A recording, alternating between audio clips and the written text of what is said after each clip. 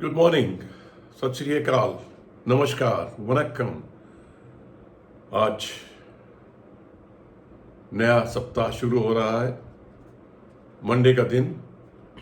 लेकिन दिल की धड़कनें बढ़ाता हुआ सप्ताह शुरू हो रहा है आज। दोबारा से हिंडनबर्ग 2 की वापसी। और लगता है कि आज कुछ न कुछ होगा। अब गड़बड़ क्या है इस बार अडानी ग्रुप तो है ही, हमारी सेबी की चेयरपर्सन माधवी बुच जी भी शामिल हैं इसमें, ऐसा कुछ आरोप लग रहा है। सच्चाई क्या है ये तो आने वाला वक्त ही बताएगा। लेकिन अभी तक ये कहा जा रहा है कि सेबी की चेयरपर्सन ने, जब वो सेबी की चेयरमैन नहीं थी, जब वो सेबी की चेयरपर्सन नहीं थी, अडानी ग्रुप में कुछ इन्वेस्टमेंट किया है ऑफशोर, वो भी। और इसमें उनके पति देव भी शामिल हैं, बुच साहब, जो वो नकार रहे हैं। बुच साहब भी नकार रहे हैं, माधवी जी भी नकार रही हैं। सिंगापुर में ट्रस्ट है अगोरा, उसमें 99% होल्डिंग थी माधवी जी की, जो बाद में इन्होंने अपने हस्बैंड के नाम ट्रांसफर कर दी। ये सारे आरोप हिंडनबर्ग रिपोर्ट में लगाए गए हैं। उसमें ये भी बताया गया है कि जब माधवी जी सेबी में थी, अभी भी है वैसे, तो आगे क्या होगा कुछ नहीं पता है, तो उन्होंने अपने हस्बैंड की इनडायरेक्टली हेल्प की रीट्स के रूल्स रेगुलेशंस चेंज करके, क्योंकि वो उस वक्त वहाँ पर काम कर रहे थे। रीट्स तो आप जानते ही हैं, रियल एस्टेट इन्वेस्टमेंट ट्रस्ट होता है। ये भी एक तरीके से आजकल इन्वेस्टमेंट की ऑप्शन खुली हुई है। अमेरिका में ज़्यादा है, हमारे यहाँ तो 2-3 है, मेरे ख्याल से एम्बेसी है एक, तो जो मेरे दिमाग में इस वक्त आ रही है। तो कहने का मतलब ये है कि चेयरपर्सन आ गई है इनडायरेक्टली इस लपेटे में। अब मामला क्या है, सच्चाई क्या है, कुछ नहीं पता, आने वाला वक्त बताएगा। वैसे तो अडानी ग्रुप ने भी स्टेटमेंट दिया है कि ये सब बकवास है और ये साजिश है हमारे खिलाफ। और जो बुच कपल है, हस्बैंड वाइफ दोनों ने भी एक जॉइंट स्टेटमेंट दी है कि हमारा इससे कोई लेना देना नहीं है, ये सब बकवास है। हमारे जो रिटर्न्स हैं, हमारी जो फाइनेंशियल स्टेटमेंट्स हैं, ट्रांसपेरेंट हैं। अब वो कितनी है, कैसी हैं, वक्त बताएगा। सरकार की तरफ से अभी कोई सफाई नहीं आई है। आज शायद अगर 9 बजे से पहले या मार्केट खुलने से पहले आती है तो शायद मार्केट का रुख बदल सकता है, वो बात अलग है। लेकिन अब लग रहा है कि मार्केट लाल खुलेगी, और किस हद तक नीचे खुलेगी कहना मुश्किल है, क्योंकि अब ये सवाल सिर्फ अडानी ग्रुप का नहीं है, पूरी की पूरी शेयर मार्केट प्रभावित होगी इससे, क्योंकि वो सेबी की चेयरपर्सन है। अब अडानी ग्रुप के शेयर्स पर तो फर्क पड़ने ही वाला है, और बाकी मार्केट कितना गिरेगा, बाकी शेयर कितने गिरेंगे, ये कहना मुश्किल है, अंदाजा लगाना बड़ा मुश्किल है क्या होगा क्या नहीं। लेकिन इतना मैं कह सकता हूँ दावे के साथ, जहाँ तक मेरा थोड़ा सीमित बुद्धि कहती है, या जहाँ तक मैं सोच सकता हूँ, वो वाली गिरावट तो नहीं आएगी जो उस वक्त आई थी, वो नहीं आने वाली है। इतना बड़ा झमेला नहीं होने वाला है। लेकिन स्टॉक स्पेसिफिक एक्शन, जैसे अडानी ग्रुप में पूरा का पूरा अडानी ग्रुप में एक्शन रहेगा, जरूर गिरावट आएगी, जहाँ तक मेरा समझ है। इसके बाद मार्केट भी थोड़ा सा नेगेटिव रहेगी, कम से कम शुरू में तो रहेगी। बाद में अगर गवर्नमेंट की कोई स्टेटमेंट आ जाती है, पॉजिटिव स्टेटमेंट आ जाती है, और उसके बाद मार्केट थोड़ा बहुत रिकवर कर सकती है। कुछ भी नहीं कहा जा सकता, सिर्फ अटकलें हैं जो मैं लगा रहा हूँ, तो कुछ भी हो सकता है, लेकिन ज़्यादा कुछ नुकसान होने की संभावना मुझे नहीं लगती है। सबसे ज़रूरी चीज़ है LIC, जो ज़रूरी शेयर हैं, 361 वैम, सॉरी, इनका भी हाथ उसमें है, इनका भी इन्वेस्टमेंट है। हालांकि इन्होंने कह दिया कि हमारा कुछ लेना देना नहीं है, हमने कोई इन्वेस्टमेंट नहीं किया है। SBI का, बैंक ऑफ बड़ौदा का पहले से ही जानते हैं इन्वेस्टमेंट है, इनके ऊपर थोड़ा प्रभाव पड़ सकता है।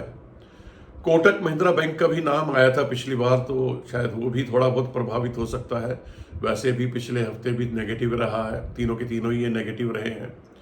दूसरा इफेक्ट पड़ सकता है एलआईसी पर, क्योंकि एलआईसी की अडानी ग्रुप में काफ़ी बड़ी होल्डिंग है, तो उसके ऊपर भी थोड़ा फर्क पड़ सकता है। अब देखना ये है कितना फर्क पड़ सकता है। सारा दारोमदार गवर्नमेंट की स्टेटमेंट पर है और आगे आने वाले एक्शंस पर है। कहाँ तक पता चलता है, कितनी क्लैरिटी है, या सब ऐसे ही बकवास है, कुछ नहीं पता। लेकिन जब हिंडनबर्ग जैसी कंपनी इस तरह का कुछ करती है तो कुछ ना कुछ तो बेस उनके पास होगा, डॉक्यूमेंट्री एविडेंस उनके पास होगी। ऐसे तो नहीं कोई हवा में कर देता। हालांकि करने को तो ये शॉर्ट सेलर्स हैं, लेकिन इन्होंने कुछ कंपनियों का ऐसा दिवाला निकाला है इनकी रिपोर्ट्स ने कि वो कंपनियां उभर कर नहीं आ पाई हैं अभी तक। जैसे दो नाम मेरे सामने आ रहे हैं, निकोला जो 97% गिरा था, और टिंगो 98.37 गिर चुका है। तो कुछ ना कुछ तो होता ही है इनके पास, ऐसे हवा में तीर चलाने वाले नहीं हैं। तो अब देखना ये है कि जो ये IPE प्लस जो फंड है, इसमें बुश फैमिली का कितना कंट्रीब्यूशन है, या जो सिंगापुर का ट्रस्ट है अगोरा, उसमें इनका कुछ इन्वेस्टमेंट है कि नहीं है, कितना है, ये तो आने वाला वक्त ही बताएगा।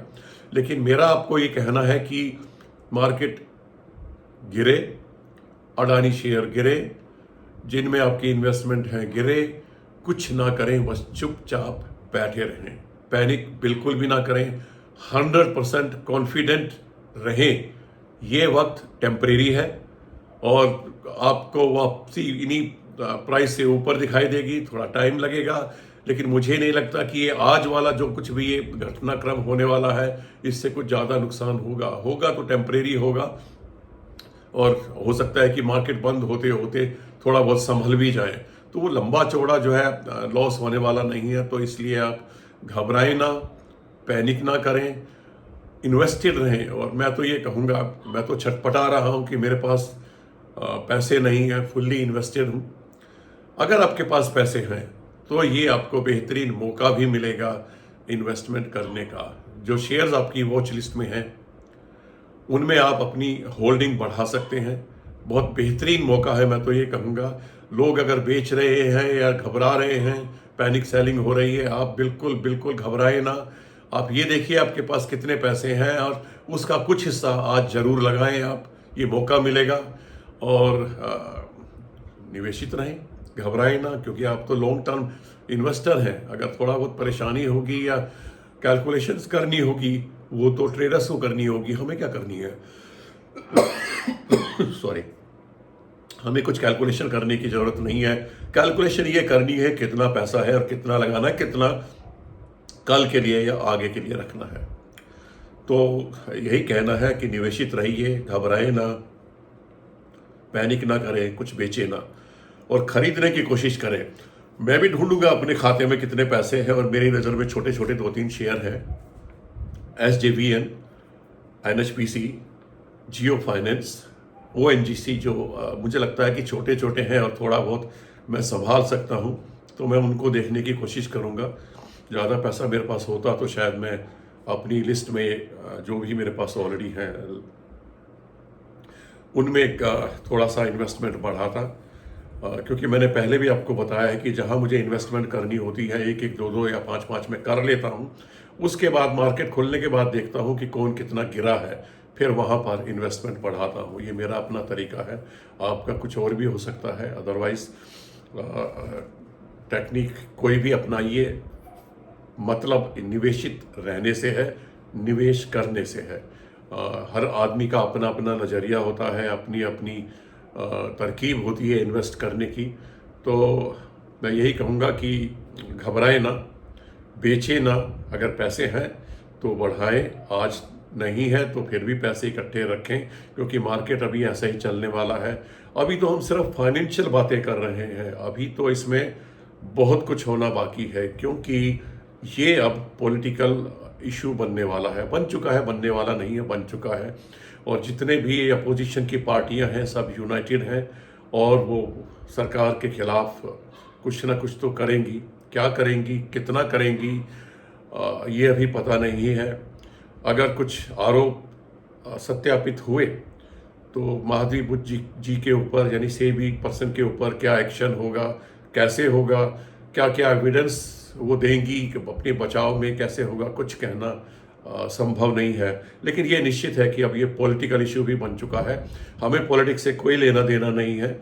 हम अपने 4 पैसे बचा बचा कर खून पसीने की कमाई को बढ़ाने की कोशिश में लगे हैं। तो आप सिर्फ इतना रखिए, घबराएं ना, निवेशित रहें, और अगर आपके पास पैसे हैं तो थोड़े थोड़े जहाँ जहाँ आपको लगता है ज़्यादा गिरावट हो रही है तो वहाँ पर आप बढ़ाने की कोशिश करें। लेकिन इसमें अभी ना बढ़ाएं, पीएसयू बैंक से थोड़ा सा दूर रहें जिनका इन्वेस्टमेंट है, क्योंकि वो अगर आज गिरे हैं और मार्केट में कुछ खबर नहीं आती है तो हो सकता है कल आपको या उसके बाद बेहतरीन मौका मिले। तो LIC, state bank, bank of Baroda, Kotak bank, इनसे थोड़ा सा दूर रहिए। अभी आज वेट एंड वॉच की पॉलिसी अपनाइए। बहुत शेयर हैं, 5,500 शेयर्स हैं मार्केट में, तो और बहुत ऑप्शंस आपके पास मिल जाएंगी। देखिए उनको और उसके बाद जो कर सकते हैं आप करिए। और मैं भी देखता हूँ मैं क्या कर सकता हूँ, कितने पैसे मेरे पास इकट्ठे होते हैं इधर उधर के खातों से, तो मैं भी कोशिश करूँगा अगर कुछ हुआ तो। चलिए आज बस इतना ही, इसके बाद फिर मिलेंगे हम बुधवार को। तब तक के लिए धन्यवाद।